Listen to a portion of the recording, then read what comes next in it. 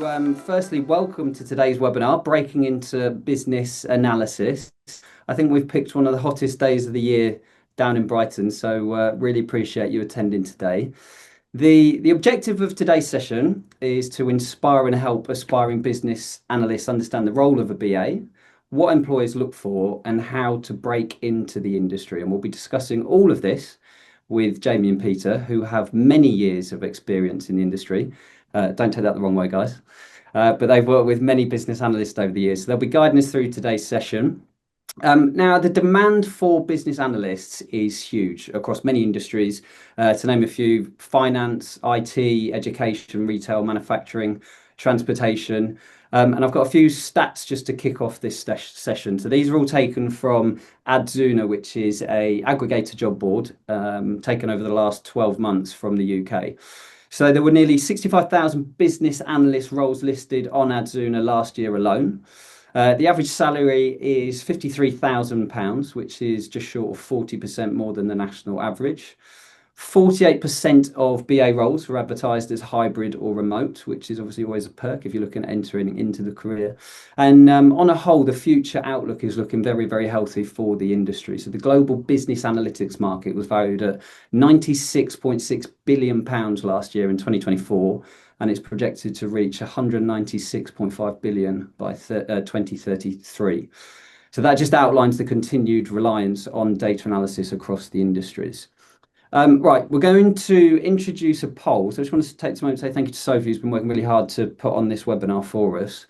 So you'll see that pop up on your screen. And we should do some introductions. So firstly, my name's John O'Cox. Here we go. There you can see the poll now. I've been here at the Learning People for just coming up to 12 years. And I'm Global Head of Marketing. And I'm joined today by Jamie Marshall, who is IT Project Manager with our content partner, ILX. Jamie, do you want to give us a brief introduction to your background? And firstly, thanks so much for joining us. Yeah, hi. I did have a blurb written out, and I was going to read it. Oh, here we go. I'll read. I'll read this in case I've forgotten what I've done for the last 20 years. I've worked in IT systems for nearly 20 years across multiple industries: public sector, education, finance. I began as an HR administrator. We're going to talk about this career journey in a bit anyway, helping to implement system projects. This led to work as a data analyst and a report writer, which turned into more business analysis work. And then that meant I eventually got ITIL qualified, and then I became a Prince 2 practitioner and so I'm currently a project manager, but having done all of the kind of project work, including BA roles. Fantastic. Thanks, Jamie. And we're also joined by Peter, who's a business analyst and IT service management training consultant. And could you give us some background as well, Peter? Indeed, I can. As you said, my name is Peter Farrington, and I am a training consultant delivering business analysis. And similar to Jamie, ITIL, that's service management, and heavily involved in that side of things. My experience goes back 40 years. In fact, I started off by training by discipline. I'm a mechanical engineer, and I actually accidentally fell into IT about 30 years ago. My experience is probably with smaller organizations, being an IT manager, managing sort of anywhere between 3 and 10 people. So for organizations of maybe 400 employees, the important thing about that is you end up getting involved in everything. So I've developed IT systems and done the business analysis for many systems over the years. For the last 20 years or so, I've just spent my time being a training consultant. That's developing training courses, providing consultancy. But the main thing I do is delivering training courses. So I've delivered training courses to many thousands of students across many industries, and a huge number of those are business analysis. So I'm here as the business analysis subject matter expert today. Thank you. Fantastic. Thank you, Peter. Thank you, Jamie. Couple of minutes and then we'll get on to the discussion. I just want to take a minute out just to talk about who Learning People are. So we have over 40,000 students globally. We've got homes across the UK, Australia and New Zealand, and we have seen exponential growth recently. We've supported thousands of students to live better lives by helping them secure new roles through career-ready education, essentially. So we're all about getting you trained up with the most in-demand, globally recognized certifications, and then supporting you into employment or helping you upskill and climb the career ladder. So many of our students are career changers, and we have a 97% employment success rate. So thank you for sharing from the poll, the survey there. We can see who's a student and who's here in the early stages of researching. But here we go, there we go, and as it pops up, so we can see the breakdown there. So whether you are a student or you are just in the early days of researching a career as business analyst, ultimately you've probably joined us today to learn more about the industry from our experts. So let's get straight into that just after our housekeeping. So you might have heard at the start of joining the session, we're recording this so you can watch it again, which we'll send out to you as soon as we can next week after the bank holiday weekend. And you can see that we've also got a chat box, a Q&A chat box. So put your questions in there. And we'll answer them as we go and throughout the session as well. All right, that's all the housekeeping, so we'll get into business. So first question we're going to kick off with is, what is business analysis? And this one's over to you, Peter. Thank you very much. I am just going to share something with you. There's that question up there. I always warn students when I attempt to answer this question that I don't ask difficult questions, and I love it when people state the blindingly obvious. So our first question briefly is, what is business analysis? I will inevitably provide you with the answer. Business analysis is the analysis of the business. But if that's the response, then it begs two more questions. So if business analysis is the analysis of the business, then why do we want to analyze the business? And secondly, what on earth do you mean by the business?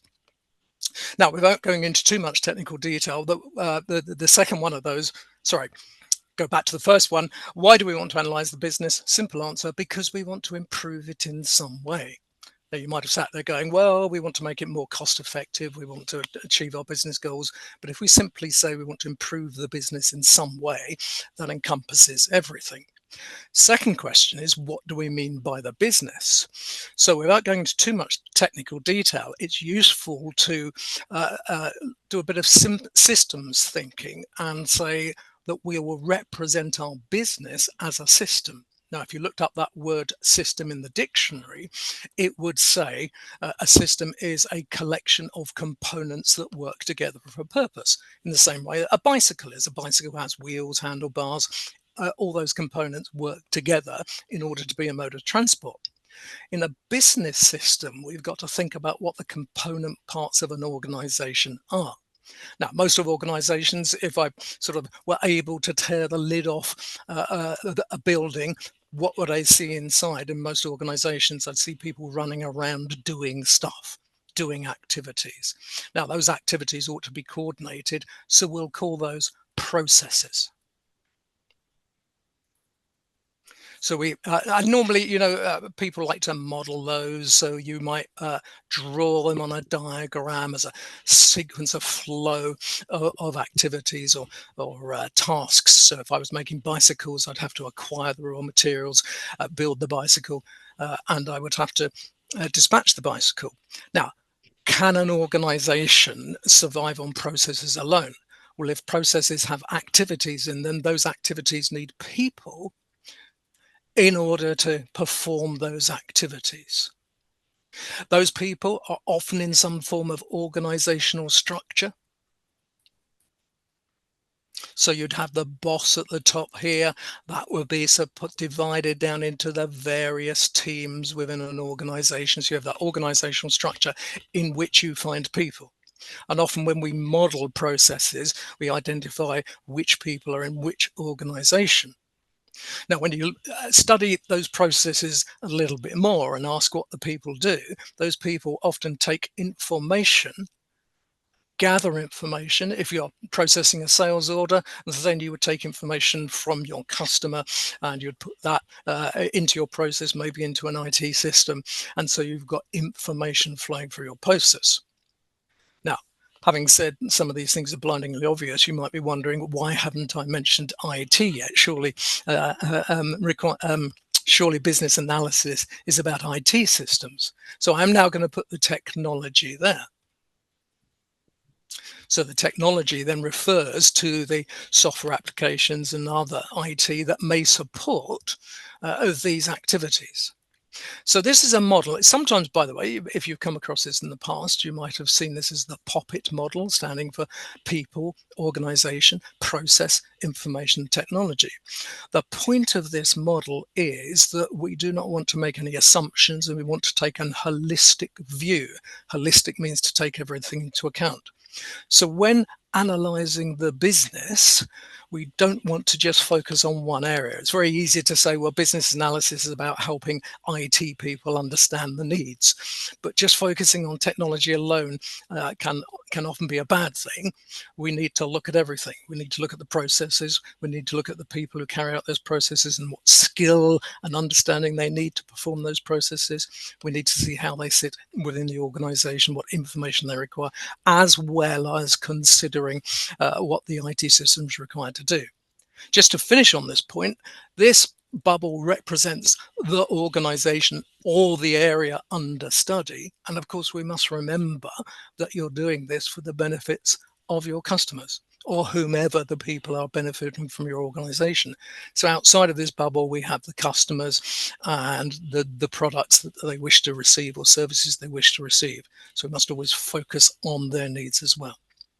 So business analysis is the analysis of the business. We want to do it because we want to improve the business in some way. If we can model the business as a collection of these 5 areas, then we can focus much more readily on what it is we want to improve. Is it the process we want to improve? Is it the technology we want to improve, etc.? Introduction over. Thank you. Have you ever thought about getting into training, Peter? Yeah, I was going to say very slick. No, you know, it's a thought, I suppose. I'll stop sharing just a moment, but I'll leave it there just in case anybody wants to screen grab or anything like that. Yeah, that's fantastic. Thank you. That's a great overview and introduction to what is business analysis. So I think it probably leads into the next question of business analysis typically sits under project management, but how does it fit into that wider role of project management? Jamie, do you want to answer this one?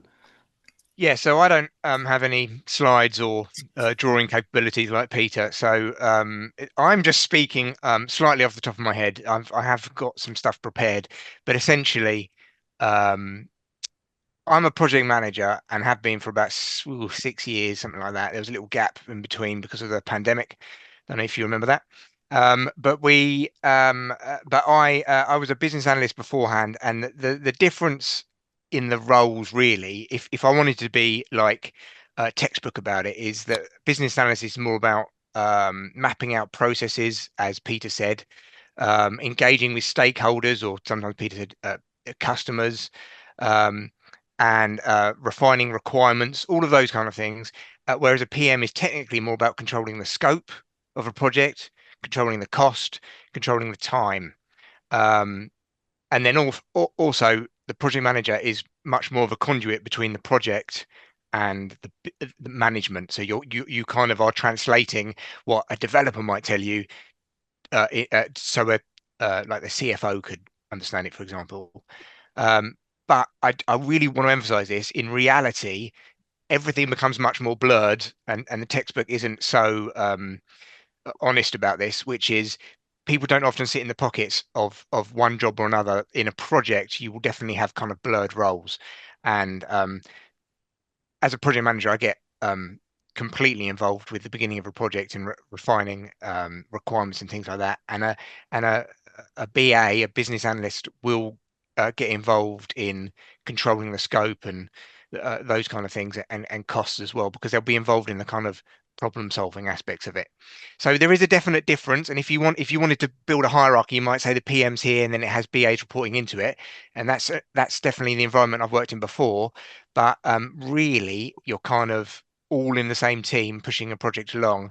But the BA is definitely more processes, and the project manager is definitely more how's the project going and is it going to go off the rails or not. So they certainly complement each other within, say, project management industry. And when I've said we've spoken before, you've spoken a lot about how you've worked with business analysts on projects as such. And is that your experience as well, Peter? Well, indeed. I was just thinking about that as Jamie was talking there, and I think I'll probably answer your question by adding a couple of things. The first thing is, I mean, you're all learners, and likely to attend training courses and things. So you can look at each as different disciplines, different sets of skills. So you might have a set of project management skills that allow you to manage a project. Additionally, there's absolutely no reason why you cannot also have a set of business analysis skills so you can do the analysis.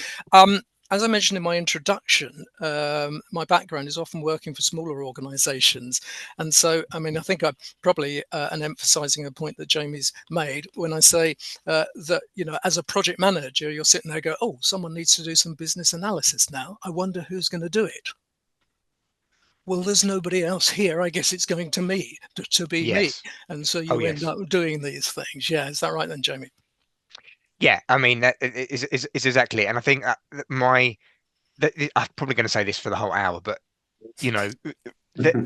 just to state this up front, in theory, there is no difference between theory and practice. In practice, there is a difference, and the difference is there's no fixed methodology which everybody sticks to. There's no fixed role that everybody sticks to. It becomes much more grey and nebulous. But the good thing about that is you are working often as a team and sharing the burden together.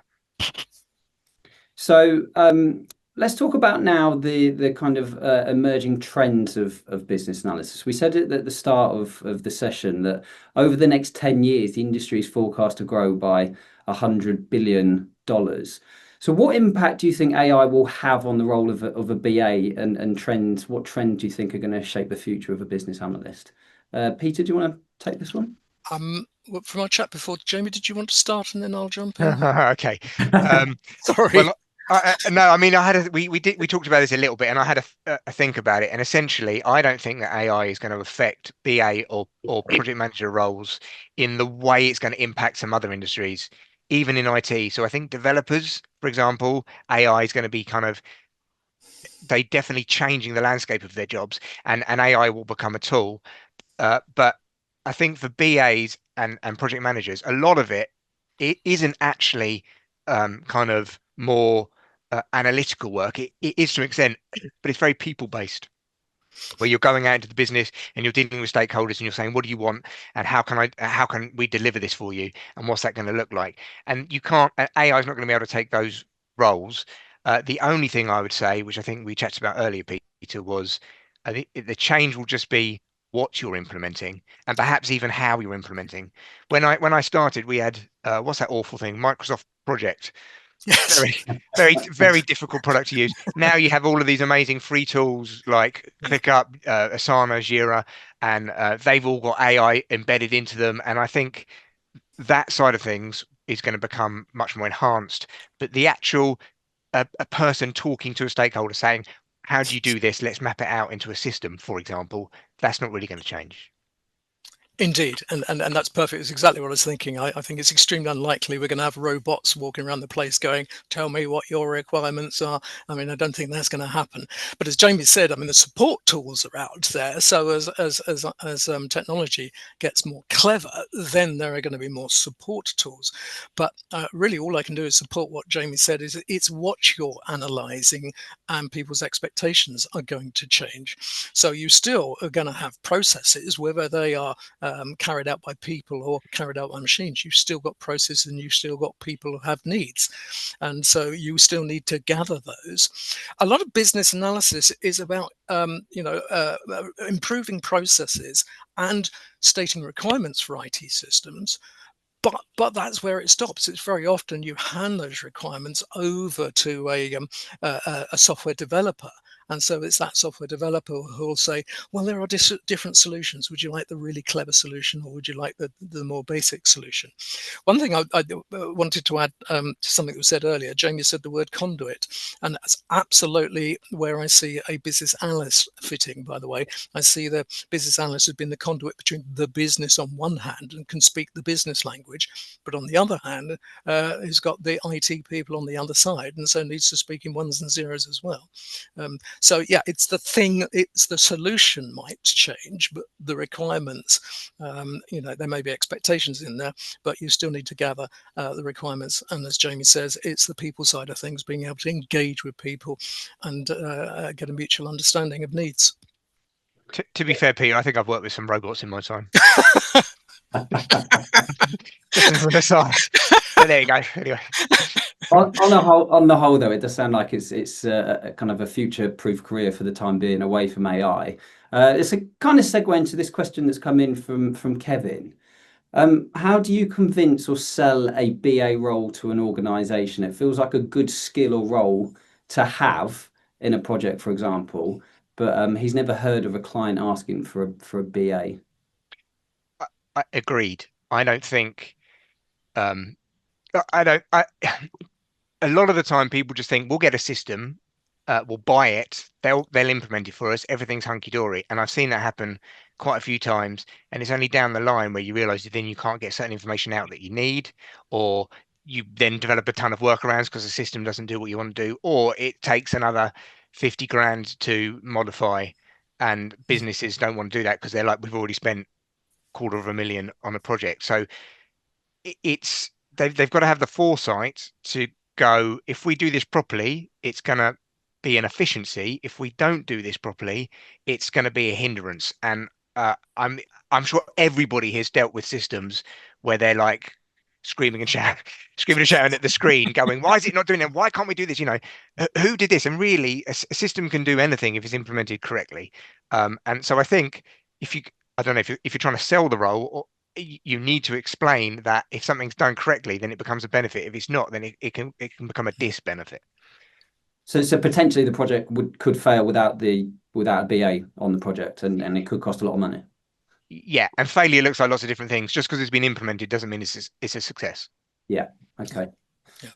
And I would second that, by the way. And sort of one answer: rework. If without proper business analysis, do you get it right first time? And exactly what Jamie said, you end up it's not doing what you expected to do, so you have to go back and do it. There's an old cliche that I hope it's not still true, but there's an old cliche that you give requirements to an IT people and they'll just create something, chuck it over the wall, and hope for the best with their fingers crossed behind their back.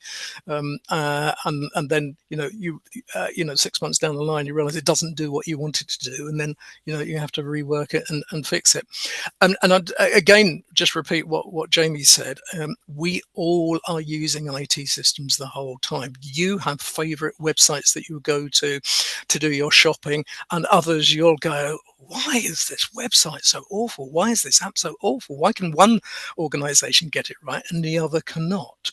And so if you were trying to sell this to an organization, challenge them and say, do all your systems work right first time? How readily can they be adapted and changed? And how much money do you spend on doing rework? So if we're talking about at the start, we've got a mix of students on the call and we've got a mix of people who are just at the research phase. I'm always fascinated by this question when we host webinars, and typically looking at a business analyst, and I'm sure it does differ in different industries from finance to manufacturing, maybe, but what does a typical day in the life of a business analyst look like, Jamie? I've got down here something which might sound a little bit derogatory, but I'll read it anyway. I've written, people think that a BA is an IT or geeky role, and it's not. It's very people driven. It's about business needs and people's needs, and it's about understanding what that is and then translating that. And often I find I'm probably going slightly around the houses to answer this question. What people say they want isn't necessarily what they need, and you need to essentially, a business analyst will be a lot of translating the kind of demands that you're getting into, well, what's that going to actually look like in a project, or even just like a small business improvement project, or some kind of system solution, and I think that an average day, is, to use the cliche, is probably never going to be exactly the same, but a lot of it, I think, is problem solving. going out to people and problem solving, and talking to them to translate that into a system which is then going to satisfy the scope and what the business wants. That's a really fluffy answer. I probably could have put it a better way, but really, I just want to emphasize the fact that it's you don't have to be technical. You don't have to know about code and everything. It is about going and talking to people and hearing them and understanding them, but then being able to translate that into something on paper that can then go to those technical people, and then they can develop it. So would you say that you need solid soft skills or power skills to be able to present the information and findings, or does that come as you grow and go up the career ladder? I mean that grows, Yeah. but of course, but yes, soft skills I think are really important in this role, because it is all about going back to what Peter said about being a conduit. It is all about talking to people. And sometimes, if people are using a system every day, a lot of the time they just want to they just want to vent. And so when you're coming in to do a change project, you are managing those emotions, you're managing change emotions. And also, I was going to mention this later on, but you're also managing people who feel slightly threatened by the fact that you're coming in and going, what are you doing? As if you're auditing them. And so in terms of soft skills, I think definitely important. And I would actually say coding and SQL and data analysis, um, Excel's always important, but I would say that those are almost less. So that's a lovely segue into the next question. And Richard's asked a question as well, which is the most common professional growth pattern, a data analyst before business analyst? But let's start by asking the question, what is the difference between a business analyst and a data analyst? Do you want to start with that, Peter? If you don't mind a flippant answer, then yes. And I know Jamie will give a slightly more sensible answer. My vaguely flippant answer is a business analyst analyzes the business, a data analyst analyzes data.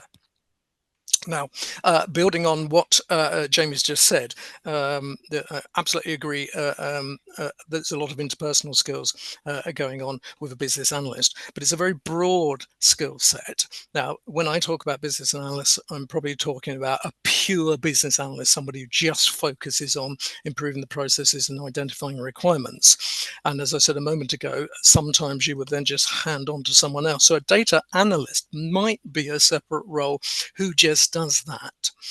The important thing for me is when I showed you that model and said that information or data flows through your processes, and when someone identifies the requirements for an IT system, what they'll be doing is telling you that they want to record certain information or data. So it's part of the business analyst role to recognize when somebody says, oh, I want the IT system to record a sales order, to recognize that a sales order is a chunk of data. And so as a business analyst, you need at least to understand what is meant by data and what is meant by information, but treat it as a business thing, a business entity, but have sufficient understanding that that's going to go to someone who really understands their databases and is really going to build a database with the correct relationships behind there that holds that data. Jamie? Yeah, bang on. Actually, I saw a question pop up which says data analyst sounds more technical, and having been a data analyst for 10 years and then becoming a business analyst and then going on to PMing, I would agree. I had to learn how to use. I mean, I'm showing my age now, but Cognos. But essentially, just a metadata layer and then you have this app that um, reports on it. But yeah, I had to learn how to write reports in these kind of things, access, um, and this is exactly going back to systems that have been implemented badly. Sometimes you can't get certain information, so then you need to extract data dumps and analyze them, and etc. etc. I do think it's a more technical role, ironically, because business analyst sounds much more senior, but it's kind of more. It's just business analyst is more of a wider breadth of skills, whereas data analyst is I'm good at analyzing this data, getting it out, putting it into. It might even go into some kind of data warehouse that or data lake that you're reporting on. And again, you're going to live in Excel. You're going to be understanding how to extract things from these databases. And so it's much more niche, and it's niche in every different company you go to, where you're going to have to learn different skills for different systems. So yeah, I mean, Peter said exactly right. You are analyzing the data or you're analyzing the business, but those are two different things. And I would say data analyst is more technical. Interesting. So we've mentioned Excel is a must. Soft skills is a must, particularly as you grow as a business analyst. What other core technical skills do you think a BA requires? The one I've got, sorry, Peter, just to start for you, is a lot of the BAs I work for. I worked in a big project office at one point where there were like about 7 PMs and about 15 business analysts, and they were all the BAs were getting trained up on their BCS certification. And the only thing I'll say about that is you don't always need a qualification, but it does get you through the door, does get your CV looked at, but also um, you're all speaking the same language, because there is a certain way to draw diagrams. There is a certain way to express processes, and if you understand what people are talking about and you're on the same page as them, um, uh, that is good. So I would say some form of qualification is obviously always good, but then you can just use something like Visio or Lucid Chart and work out how to use those, and then as long as it's boxes with arrows, you're okay really. But I mean, a qualification is always going to just get you above other candidates. Yeah, I can't add a great deal. I mean, from my perspective, there's not too many technical skills as such, but I absolutely agree with Jamie where it's useful to be able to understand and converse with other people. But building on what Jamie said, I would say that the technical skills are often those to do with being able to draw the diagrams. So a lot of the techniques that a business analyst will learn if you go on training or read up about this are sort of the process modeling, be able to model diagrams, also data models to an extent as well. I was curious. I was thinking as Jamie was talking, of all the people I meet when running training courses, we do a little bit of modeling, and we do function models that are called use case diagrams. We do data models, sometimes looking at class models and entity relationship diagrams. I find very few of the business analysts I train have a great deal of experience of that. It seems to be a little bit niche and considered to be a little bit more technical. But it's good to have both. I should say, add to what I said earlier about when I'm asked about business analysts, I think about the pure business analyst. But in real life, these are hybrid skills, and so you will get the more technical business analyst and the more perhaps strategic business analyst. Was I going to add something more to that? I think I was. No, I think what I was going to say will fall into the soft skills that we'll talk about in just a moment. But no, that's fine. So just going back to the soft skills, are there any more soft skills that are important role in BA? We've spoken about being analytical, be able to present information. Is there anything else you'd add to that? Well, I would jump in on that one because first thing I was going to pick up on something that Jamie said, but that there's this perception that the people, the stakeholders you go and query, the customers, the users, that you're going to go out to these people and say, what do you need? What do you want this business process? What do you need this IT system to do? And I do occasionally start training courses by, go away and write down all the problems you have with business analysis. And always they'll come back and go, the users don't know what they want. The customers can't make up their mind. They keep changing their mind. My immediate response to that is, are you asking them the right questions? So the soft skills for me are these interpersonal skills, tact and diplomacy, the ability to engage with people, to empathize, to understand their needs. And that's so important because only that way are you going to extract the correct information. We often talk about a thing called tacit knowledge. That's a slightly unusual word. It's the opposite of explicit. You know what explicit is. Something that's explicit is obvious. Something, the opposite of that would be implicit or implied. And so often, imagine driving a car. I don't know if any of you have ever taught anybody to drive a car. I've done this in a classroom. I said, hands up if you taught someone to drive a car. Hands down if you'd never do it again. And so many hands go down. It is so difficult when you've done a job day in, day out for ages to then teach someone else to do it. So you come on in as a business analyst or a project manager with your best suit and tie on and say, describe your role to me, describe what you do. People are just not going to tell you. And so you need the skills so for me, the skills of not only being able to talk to people, but also documenting stuff in such a way you can share it. So there are many sort of diagram sets out there, simple process diagrams with not too many activities on them that we can put on a big piece of paper, put in the middle of the table or on the wall, and discuss together. So anything that encourages collaboration and communication, I think that's so important. So it is without a doubt the interpersonal skills. I've just jotted down the sort of things that tend to come up in the scope of all the courses. Information gathering skills. So do you perform a series of interviews? Do you have workshops? Do you actually sit and observe people for a while? And then you can do prototypes and other sorts of things. As I said, modeling techniques of creating process flow diagrams. You may know these as swim lane diagrams. Stakeholder analysis. Again, I always start by saying, are all stakeholders equal? No, change that question. Do you start by assuming all stakeholders are equal until you discover some are more equal than others? Yes, you don't want to ignore somebody, you don't want to ignore their needs. Requirements analysis, that's, if you think business analysis is only about creating IT systems, then that is wrong.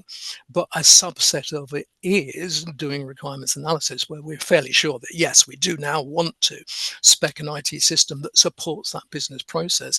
Then there is a separate set of skills and knowledge you need there. And don't overlook things like business cases. So often you'll do an investigation or a feasibility and you'll need to report back. Now, John has said, what about reporting skills and being able to stand on your hind legs? Yes, you may have to build a business case and then pitch that business case to say, give me the money to go and do further investigation. So it's a broad set of skills. That's really interesting, Peter. And then just from both of your experience when you're actually working on projects as a project manager with BAs, have there been any kind of common knowledge gaps for new business analysts that you've been working with that have been quite frustrating that you'd hope that they'd had that you would add to what you've already discussed?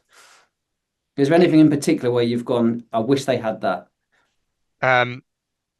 Two things. One, Peter touched on it, which is translating what people want. They're not going to tell you what their job is. They're not exactly going to tell you what they do. It's going to be very emotional. So you need to be able to translate that.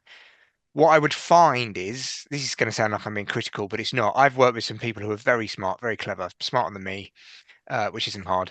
But what they've done is they've then written a document because that's what they've been tasked to do, and the document is not particularly readable.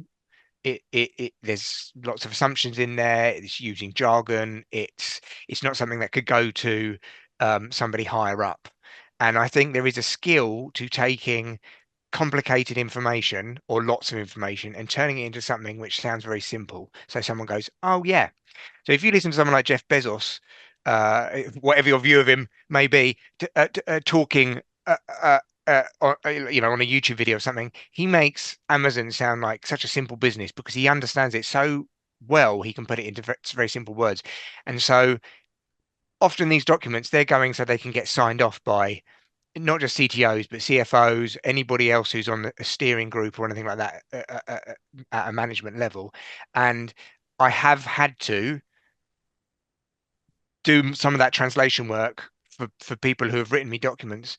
And it's not that they are not smart, it's that their skill set is very technical. But what we need to do is translate all of that into it's something that, a 10-year-old will go, oh, I get it. So that's a soft skill, which I think people underestimate, but it really is important. And that's something that can be coached, right? So if there's people on here that feel, well, I don't possess those skills, those soft skills, I'm not comfortable in that environment. That's something that you can learn, isn't it?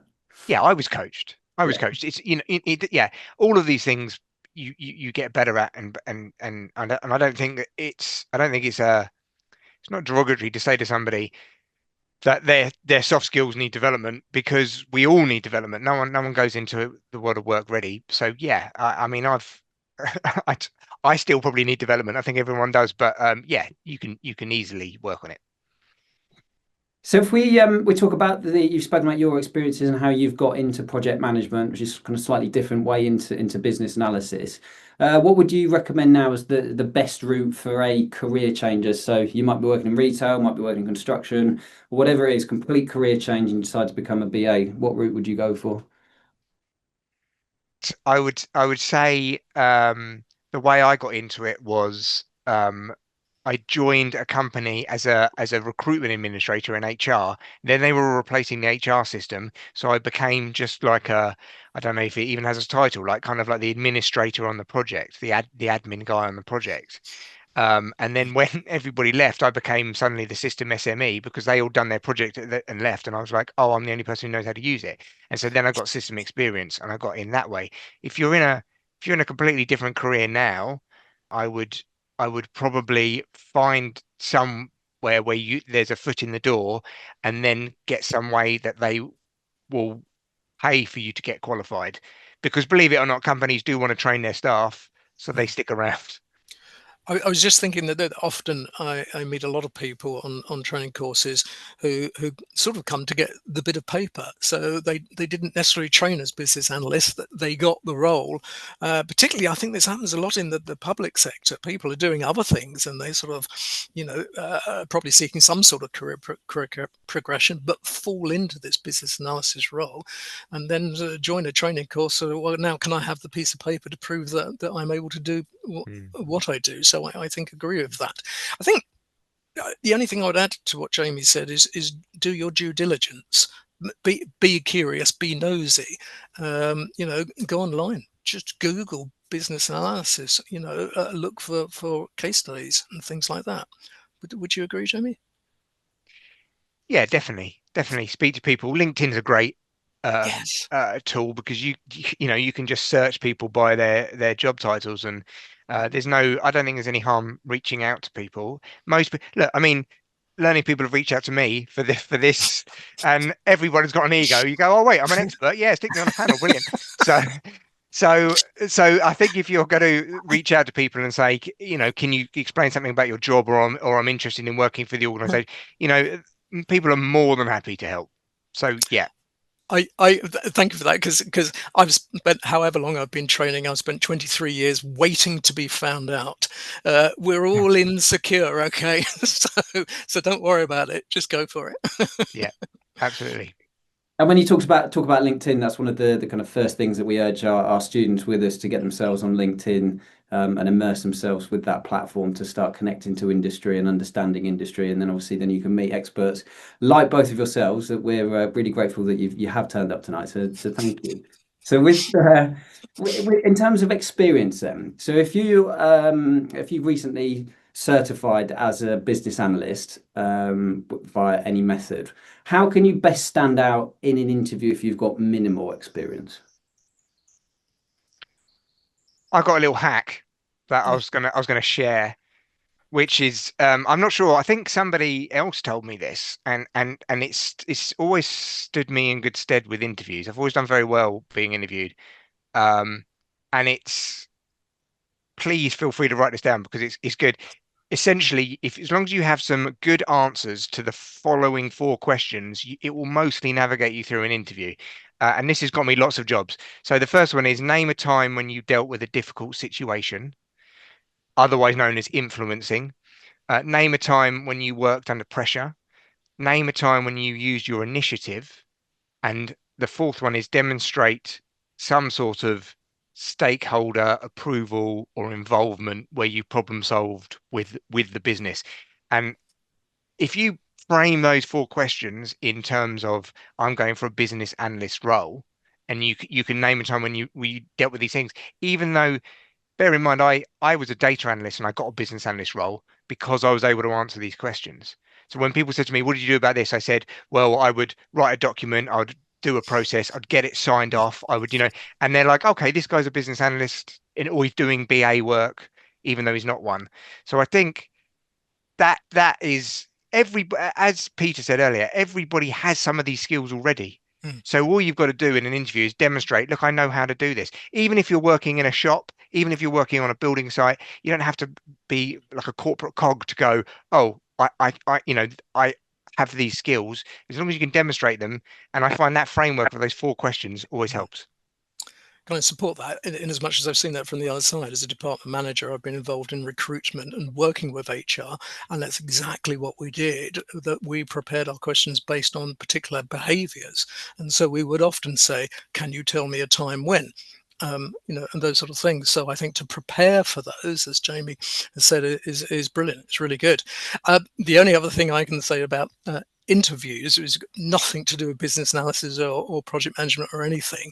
But one thing I've learned the hard way is just don't be afraid to say, no, sorry, I don't understand. Or, could you repeat the question? Or simply say, I don't know. And just buy yourself a little bit of time to think about it. Otherwise, you could end up like a rabbit in the headlights.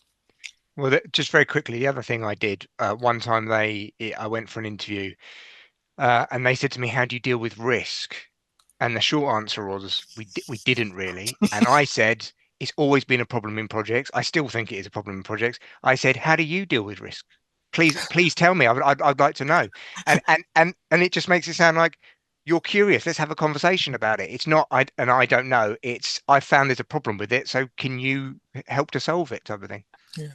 If I can say one final thing, I feel that I'm going to get repetitive now. Any of these latter questions, I'm going to say, don't forget business analysis is about everything. It's not just about IT systems. So I think to demonstrate that knowledge to a potential employee would be a good thing. I often find it's very particular to the other thing I do that Jamie mentioned, ITIL, and that's service management. And a lot of organizations say, oh, we want you to be ITIL qualified. When you go into an organization as an interviewee, you talk about ITIL, you discover you know more than the interviewer.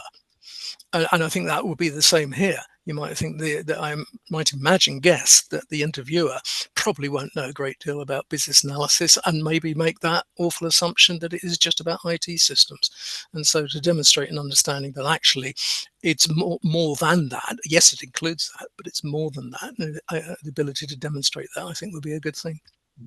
So that's interesting that people who are interviewing for a BA might not actually be a project. I'm probably letting my cynicism show here, and I shouldn't generalize, but I know occasionally people will put certain requirements on job application, on advertisements, and say you must be ITIL trained, you must be BA trained, but sometimes there are not people in the interview that can judge whether the interviewee actually does possess those skills or not. Okay, so be confident, and then those 4 points again, Jamie, which I say transferable skills: a difficult situation, pressure, problem solving, and then what was the fourth? Yes, demonstrate stakeholder approval and involvement. So really answering those 3 questions, showing how you work collaboratively with the business, and then I found that's carried me through for the last 20 years. So I do think they are good questions to have answers to when you go into an interview. Yeah, that's fascinating. So, conscious of time, and we were gonna stop in 10 minutes. If you've got any more questions, please add them to the Q&A now. Couple more from me. We've spoken about LinkedIn, immersing yourself in industry, but are there any other ways that you should grow and stay relevant in the BA world? The only thing I had for this answer is, apart from getting a qualification, and I said it's not that relevant to real life, but it gets you through the door. I think work the role. Just be, if you want to stay relevant, you don't go off and do a different career. Do you know what I mean? It's just a case of turning up and doing it, and you'll find that you become an expert. I mean, look, I'm here on a panel talking about this. I never thought I'd be an expert in being a BA or a PM, but you find that if you've done it for 20 years, you're like, oh, okay, I actually understand the ins and outs of it. So really, that's all I would say is work the role, and you don't necessarily have to have a strict BA role to do that. You can be really in any kind of role. You could be working in operations as an admin, and you could be pulled into a project role, and then you will be doing some of that kind of BA work because you're translating what you do with the project team. So there's opportunities all the time to for want of a better word, work the role. And Peter, anything to add? I was just going to wave a book in front of you all. It covers a whole range of stuff, and then if you were to then go and do higher level, what they call practitioner courses, then it's the same theory, but you learn to apply it, and there's many more examples. For the sake of whatever this is, I don't know, £40, I can't remember, between 30 and £40, you may even get your organization to cover. It's just a resource. You don't have to read it back to back. You'd probably fall asleep if you did, but it's a resource, and it will give you an insight. Can I wave a book? Ooh, You how can exciting. wave a book. You can wave two books. Yeah, so this book here is called the Phoenix Project, and it's about it's a fictional tale written by two IT gurus, or three, I think, about a project which goes terribly wrong, and then how it's solved. It's actually quite funny, but the point is, I think it's in a story form, which is how we learn best. Like all of the moving parts of a project, all of the pressures people are under, and it definitely talks about BA roles in there, it talks about dev roles in there, it talks about project management, it talks about the pressures from stakeholders, and I think if you want to kind of get into this world, read quite an easy book which is funny. The Phoenix Project. My CEO gave it to me, and I was like, oh, I see why he has. Uh, I won't take it personally. I see why he has, and no, but it's good. It's a great learning tool, just wrapped up in a nice story. So there's a couple of ideas for some nice light reading on our summer holidays as we approach them. We've just got a couple more questions come in, and this is so completely impartial from the both of you. Laurentia, I hope that's how you pronounce your name. Says, I have zero experience in this field. I'm still about to start the course. I assume that's the BCS. Is there any hope for me to get a job? Yes, is the short answer. Absolutely. People talk about the job market. I have never, even when the 2008 crash happened, I never felt it because a data analyst, business analysts, and project manager. Full disclosure, I lost my job at the beginning of the pandemic because you get rid of projects, but they kept the BAs, interestingly, because the BAs were essentially still doing the implementation and change work, and they just got rid of the PMs. So I think yes, it's systems always need to be upgraded. IT's moving at a quick speed. They're always going to need people to do this work. So I think the market is. I don't want this to be end up on a YouTube video 10 years later going, look at this idiot not knowing what he's talking about. But I think the industry is absolutely fine. And I actually think AI might be part of implementation, but it's not going to take the job. The only thing I can add to that, I was just wondering if the question comes from the point of view of a lack of experience. And we were talking about interviews and stuff earlier. Acknowledge that you may not have experience actually of doing this in a business, but we all have experience in real life. I'm sure Jamie would be the first to say that if you've ever, built a shed in your garden or decorated your bathroom, then you've managed a project. And similarly, I often use that thing. You imagine you wake up on Saturday morning, your eyes open, you're lying there in your bed, and your partner elbows you in the ribs and said, "Should we decorate the bathroom this weekend?"